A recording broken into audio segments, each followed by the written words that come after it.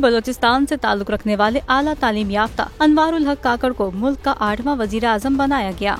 Senator Anwarul हक काकड़ का ताल्लुक कोयटा से और वो 1971 में बलोचिस्तान के इलाके मुस्लिम बाग में पैदा हुए। अनवारुल हक काकड़ ने इब्तदाई तालीम Saint Francis high school Quetta से हासिल की, जिसके बाद उन्होंने कैडेट कॉलेज कोहाट में दाखिला लिया, लेकिन वालिद के इंतकाल पर वापस कोयटा आ गए। अनवारुल हक काकड़ आला तालीम के लिए लंदन गए, जबकि उन्होंने यूनिवर्सिटी ऑफ बलोचिस्तान से पॉलिटिकल साइंस और सोशियोलॉजी में मास्टर किया। अनवारुल हक काकड़ ने करियर का आगाज अपने आबाई स्कूल में पढ़ाने से किया। सेनेटर अनवारुल हक काकड़ ने 2008 में काफ लीग के टिकट पर कोयटा से कौमी असेंबली का इलेक्शन लड़ा, जिसमें उन्हें कामयाबी न मिल सकी।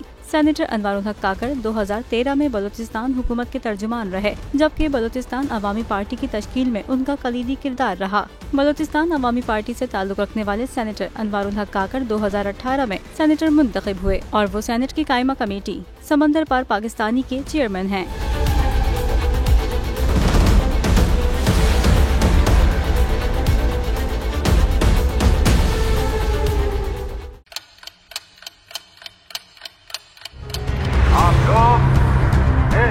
पाकिस्तान में आजाद है।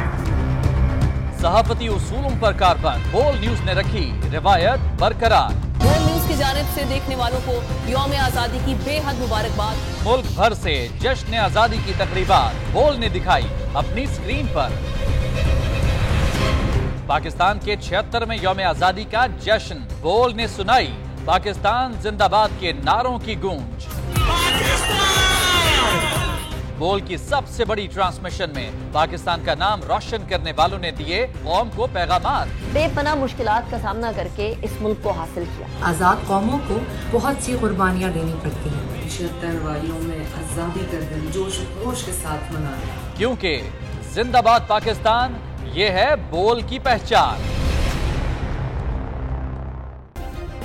सब्सक्राइब करें और बेल दबाएं ताकि कोई खबर रह न जाए।